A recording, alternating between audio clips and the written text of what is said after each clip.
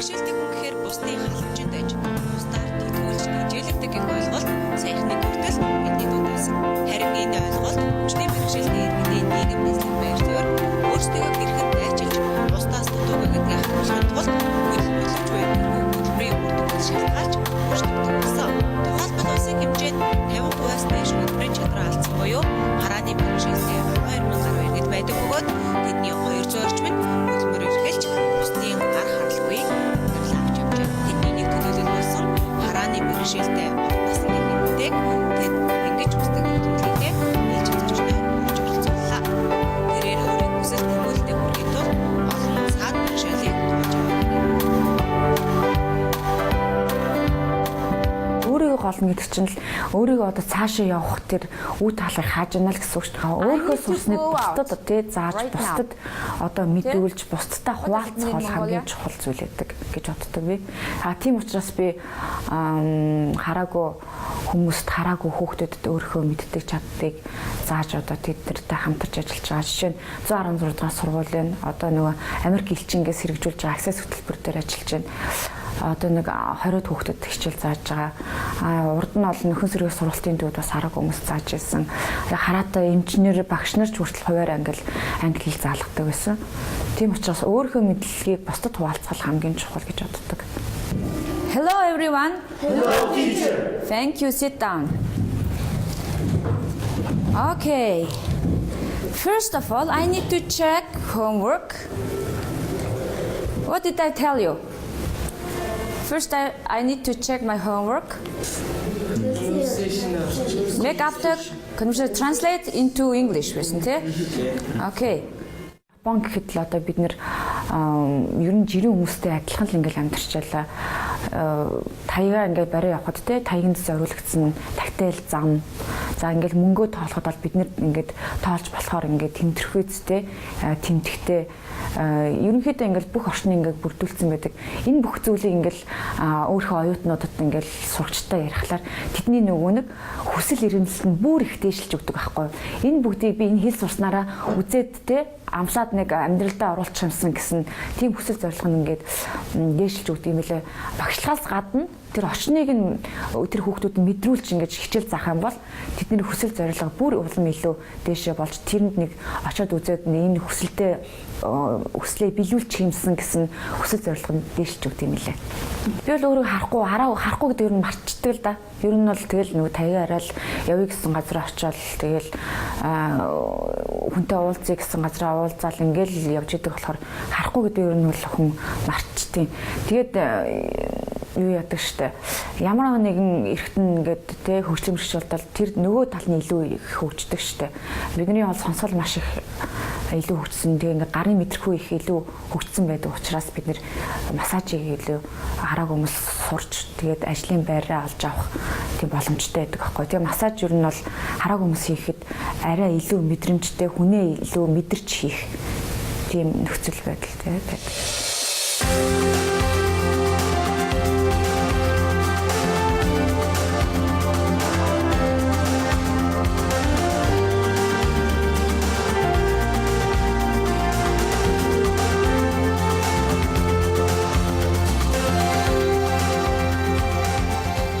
Ингээд гэртээ суугаад ахыг хинж бодохгүй хөгжлийн бэрхшээлтэй хүмүүс өөрөө өөрсдийнхээ хэмжээгээр л одоо зүтгэж जैन тий ирмэлзэл хүсэлтэд хүрэх гээл ингээл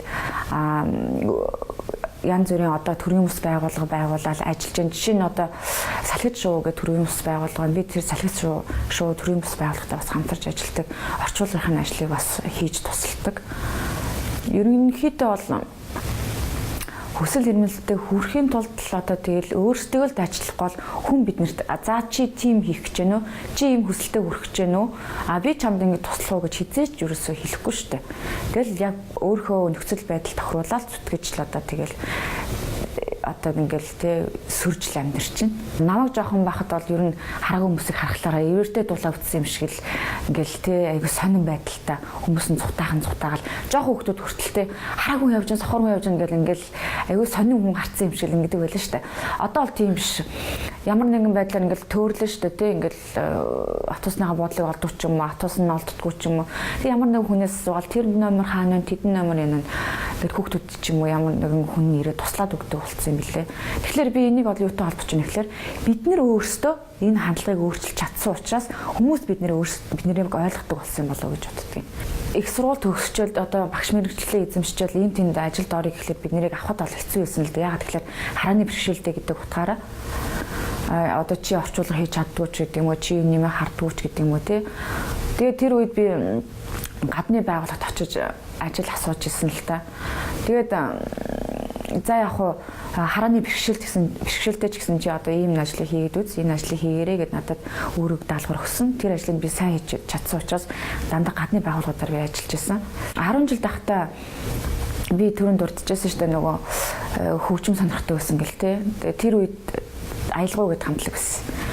Тэнд би дуучнаар ажилладаг. Тэгээд манай хүн болохоор пианист те, төлдөр хураачаар ажилладаг байсан. Тэгээд бид нэр аялгау гэдэг хамтлагыг байгуулад сургуулийн дэргэд те ажиллаж исэн. Тэгээд тэр үед нөхөртөөгөө танилцсан. Би тэр жоохон бахтаа үерхдэг байсан. Тэгээд их сургууль төгсөөд хоёулаа гэр бүл болсон. Тэгээ одоо нэг охинтой.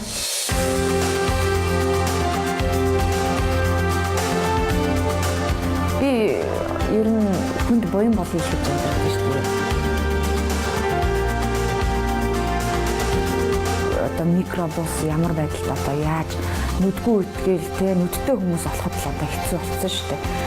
Хамгийн чухал одоо биднэрд одоо те энийг л өөрчилж өгөөсөө л гэж би хүсдэг.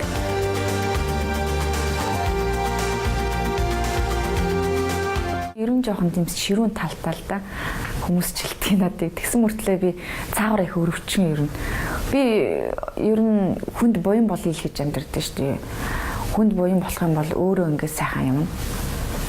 Одоо тий ямар нэгэн одоо шашин шүтлэг тийм дагахгүйгээр ерөнхийдөө л өөрөө чадлаар бусдад туслая, бусдад буян болъё л гэж боддог болсон шүү дээ. Ер нь бол тийм бол миний ажил үйлс сайхан бүтэмжтэй, өөдрөг одоо тэгэл хүнээс тутахгүйгээр л нөхөр хүүхдтэйгээ сайхан амьдрал явж байна.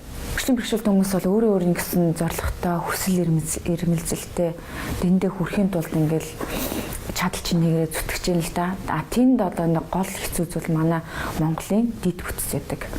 Хөгжлийн бэрхшээлтэй хүмүүстэй тэрэгцэртэй хүмүүс гараад өөрөөрөө тэрэгцэртэн зориулсан зам гүүр байхгүй байна. Бидний цагаан таягт зориулсан зам байхгүй байна. Тэгэл одоо манай энэ автобус одоо микробус ямар байдалд одоо яаж нүдгүй үтгээл те нүдтэй хүмүүс олоход л одоо хэцүү болсон шүү дээ.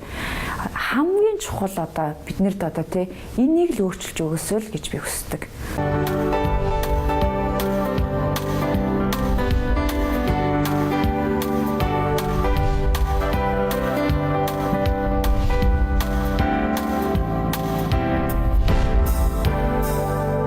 Хүний бид гар хүрч байгаа учраас маш их хариуцлагатай ажилтаа ер нь л эхлээд энэ хүнийхээ тий ингээд илээл энэ хүний маань одоо хаана шар ус нь хуримтлагдсан байна, хаана одоо илүү их барихаар байна гэж ингэж мэдэрч илж өгөх хэрэгтэй.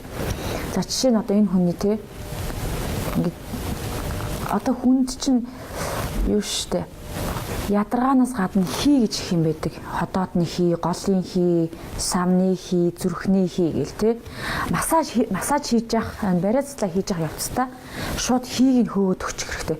Тийм бол хүний те бие турна, хөнгөрнө. Ерөнхийдөө энэ хий чинь хүнийг их бас их таргалуулж, таран харагдуулдаг байхгүй. Жишээ нь одоо энэ хүний одоо ингээд жоох уушгины хий их байна. Уушгины хийг ингээд сайхан цэвэрлээд өгөх юм бол энэ толгоо өвдөх өвчлөл багттай. Уушгины хий ихтэй учраас хүний дээшээ явсан энэ сүв бас ингэж шохоочдөг. Уушгнаас тархи руу явсан энэ сүв шохоочдөг. Энэ хүний болохоор ерөнхийдөө жоохон шохоочлолттой байна. Тархи явдаг сүв. Энийг ингээд нээгээд өгөх юм бол одоо энэ нийгмийн задал чинь зүгээр хүний ингээд нөхөх байх хэрэгтэй байхгүй юу? Энэ уушгины хий ихтснээр энэ ингээд өвчин орцсон. Тэгээд тархи руу явдаг сүв нь ингээд шохоочсон байна. Энийг цэвэрлээд ингээд за жоохон хөвтөн тий. Ингээд цэвэрлээд өгөх юм бол энэ сулраад ингээд энэ зүгээр өвчнгүй ингээд тийм учраас хийгээ сайн мэдэрч хийгийн сайн гаргаж авах хэрэгтэй байхгүй. Зүгээр л одоо ингээд цэгэн массаж ингээд илээд авах нь гол юм биш те. Одоо Япон массаж бол ерөнхийдөө зөөлөв Нэгтэй хүнийг ингэж яалтал ингэж дарж хатгах ёсгүй. Эхний массажн дээр бол ер нь болог гаргах буруу байхгүй. Бүх булчин шүрмэс аюу ингээд бүр ингээд чангарцсан тий. Өсөв сувгууд нэгдэг байхад шууд болог гаргаж ер нь болохгүй. Япон массажинд нэг бологийг тэгж зөвшөөрөд байдгүй шүү дээ. Сайхан хүмүүсээ суллаад булчин шүрмэсээ сулсны дараа тий гаргах ч хүн байна, гаргахгүй ч хүн байна. Тэрийг мэдэрчээж болог гаргах хэрэгтэй байхгүй. Монгол хүмүүс болохоор нэг нь гарах массаж хийж байгаа нь болгоо гаргаж ээж хийлгүүлж байгаа нь гаргуулж ээж тийм сэтгэлийн таашаал авд юм билээ. Тэрийг бол ерөөсө булчин шүмстэй холбож гаргах үе байна, гаргахгүй үе байна бас.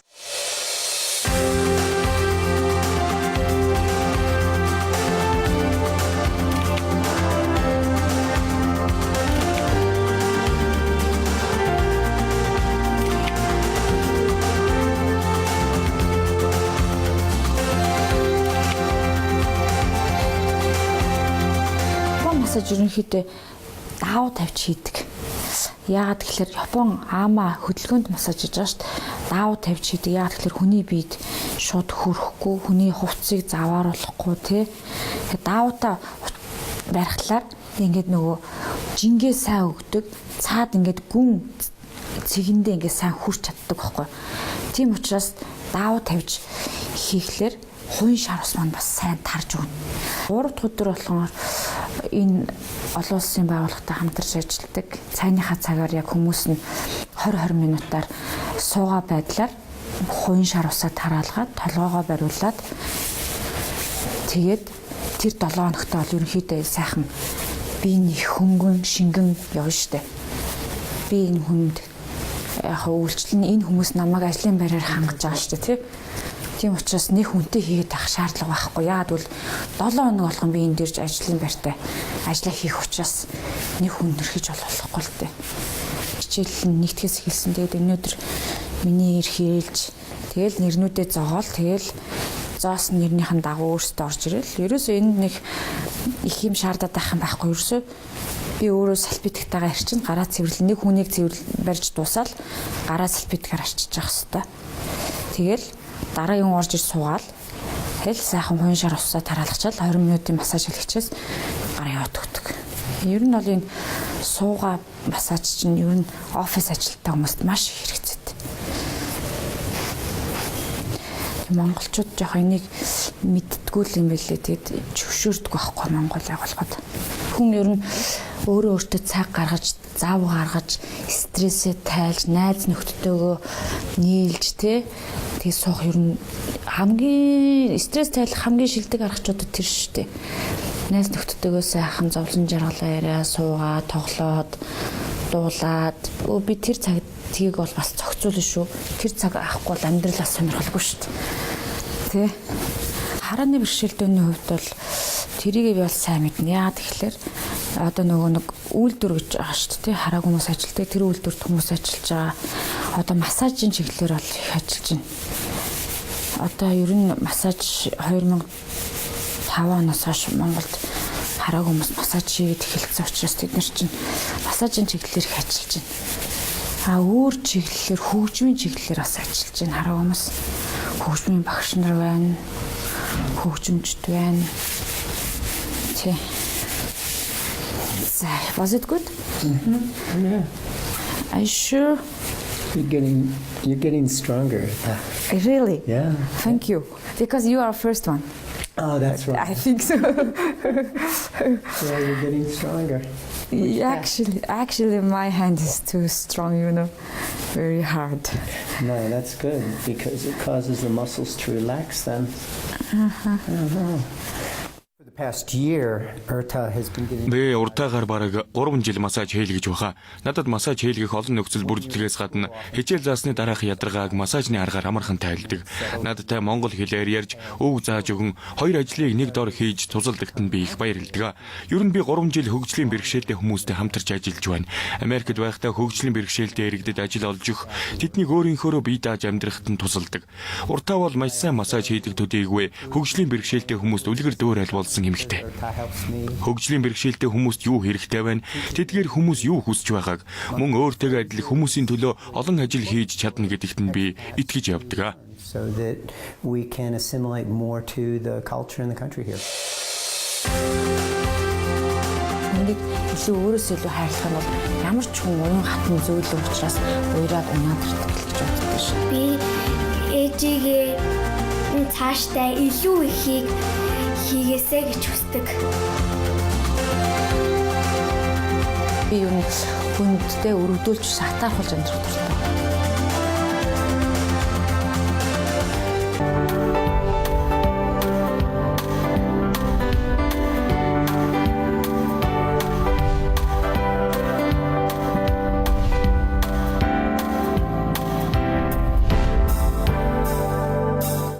Массажийг ер нь хараагүй хүмүүс арай илүү хийх боломжтой массаж ажил. Яагаад гэвэл гарын мэдрэмж илүү сайн хөгжсөн байдаг. Тийм учраас Япон улсад ч гэсэн хараагны бэрхшээлтэй хүмүүсийн гол үндсэн ажил нь бол массаж гэдэг. Тэгээ сайн мэдэрч чаддаг. Хаана юу байгааг ямар аль булчин зангирсан, аль шүмс зангирсан гэдгийг мэдэрч чаддаг учраас хараагүй хүн хийх боломжтой ажил л да. Одоо тэгээд энэ хүүхдийн толгойг би барьж байна. Энэ хүүхд болохоор ерөнхийдөө багада тархины даралттай. Тэгээд тархины даралт нь 10 бариулаад гайгүй болсон. Тархины даралтыг бол ер нь багаас нь 10 барьдаг. Зарим монгол хүмүүс бол нөгөө тархины даралттай хүүхдэд массаж хийж болохгүй, барьж болохгүй гэдэг шүү дээ. Бол тийм биш. Энэ зүгээр ингээд тий доторх ингээд арьс одоо тий энэ яс хоорондох тунгалын системийг ингэж одоо сэргээж байгаа учраас энэ бол нэг тэгж өвдөхгүй. Би нөгөө Япон явж массажаар сураагүйсэн. Тэр үед болохоор манай охин тархины даралтайсэн байхгүй юу. Тэгээ тэр үед нөгөө барьж марж одоо мэдтгүү. Тэгээд тэр үед өөр хүн дээр авчиж бариулж исэн. Одоо ингээд массаж сурцсан болохоор нэг тархины даралттай хүүхдийг мэдхэд амархан ингээд барихад ч амар. Тэгээд нөгөө зовөр бахтай бариулсан хүүхд бол яагаад тэгэхээр тархины даралттай хүүхдийг одоо гидээдэг тий. Тэгээд хөлөрдөг. Ер нь бол ингээл хөхөө хөгж яхад хөлрөөд ийн гэдэг бол тэр тархинд бас нэг юм байна л гэсэн. Тэгээ хоолнд дургу болох юм уу эсвэл жоохон шингэн цэцэг алдах юм уу тий. Тэг тохиолдолд шууд толгойг нь бариулаад үзүүлэх хэрэгтэй. Босон болоогүй юм өгч яхлаар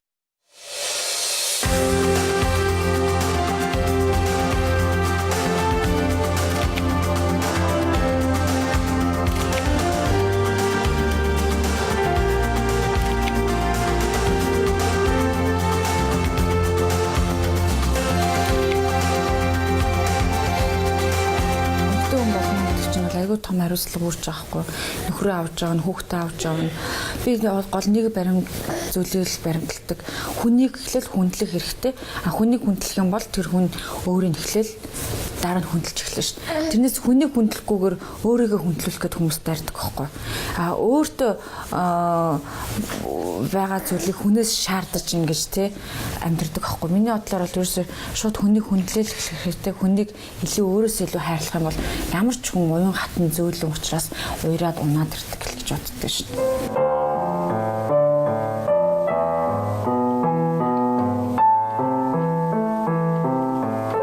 Ээжийнхээ хөдөлмөрт занд нэг дуртай. Би ээжигээ цаашдаа илүү ихийг хийгээсэй гэж хүсдэг.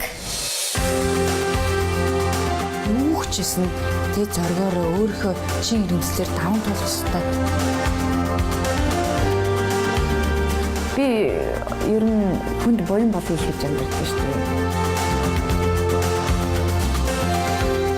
Хүний зовлонгол хуваалцах дуртай л дээ. Ямар нэгэн зовлон те, ямар нэгэн хүнд бэрхшээл, ямар нэгэн сэтгэлийн дарамтанд орсон хүнтэй л ер нь зовлонгийг хуваалцж тэр хүний одоо сэтгэл санааг нь одоо хуваалцж тэр хүнийг амар тайван байдалд оруулах дуртай. Яагаад гэвэл хүн чинь тэр олон их өөрхөө зовлон хүнд тоочод байдгүй шүү дээ. Бас ярих хүн байна, ярихгүй хүн байна тий. Тийм учраас хүний одоо тий сэтгэлийг уудалж ярих гэдэг чинь бас нэг чухал зүйл болов гэж боддгийг. Зүгээр нэг хүмүүс зовлонгоо хуваагаад хуваалцаад нэг цай угаасах нэг өөр шүү дээ тий. Би ер нь хүндтэй өргөдүүлж сатаархуулж амьдрах дуртай. Яагаад гэхээр одоо хөгжлийн бэрхшээлтэй хүмүүс л гэхлээр л нэг хэцүү амьдралтай тий. Хөгжлийн бэрхшээлтэй хүмүүс гэхлээр л нэг навсаасан байх хэсгүй. Одоо жишээ нь доктор бол тэгж ханддаг шүү дээ. Айтайхан хувс өмсөд айтайхан нэг цэнцгэр явж байгаа хүнийг бол чи юу чамайг хин хараагүй гэдэг, чамайг хин сохор гэдэг гэж ингэж харцдаг байхгүй. Тэгэхээр би юу хэлэх гээд байна гэхлээр хүн бол те ер нь бол зоригтой тэр өөрийнхөө хүсэлд хүрэхийн тулд юу ч хийсэн те зоргоороо өөрийнхөө чин ирэмслэр даван туулах хэрэгтэй. Надад бол ямар ч зовлон таарч магадгүй. Надад миний урд бол миний ямар ч хад чулуу байж магадгүй те. Тийм учраас би өөрийгөө зэвсэглэх хэрэгтэй. Юугаар зэвсэглэж бас оюун ухаанаар сэтгэл санаагаараа те. Тэгжээ тэр бүгдийг даван туулах хэрэгтэй учраас ямар ч л байсан өөрийнхөө хүсэл ирэмслэлд хүрэхийн тулд бат зогсох хэрэгтэй. Сэтгэлийн дуутай биглээ сэтгэлийн дуутай хараад ихийдаа биглээ. За, next sentence.